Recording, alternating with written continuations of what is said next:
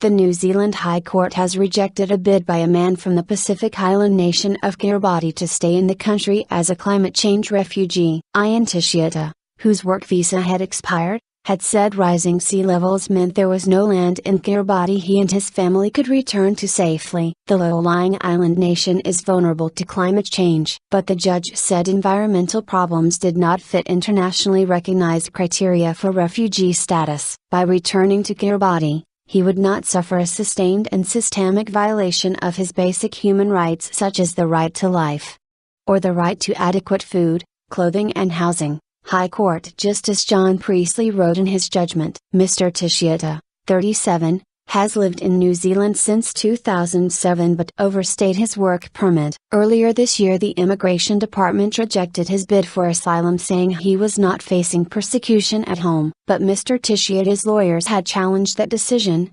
arguing that he and his family, including his 3 New Zealand-born children, would suffer harm if forced to return to Kiribati because of the combined pressures of overpopulation and rising sea levels. They told the court that Mr. Teitiota was being persecuted passively by the circumstances in which he's living, which the Kiribati government has no ability to ameliorate. Kiribati, with a population of more than 100,000, has an average height of 2 meters, 5 feet, and is one of the countries most vulnerable to rising sea levels.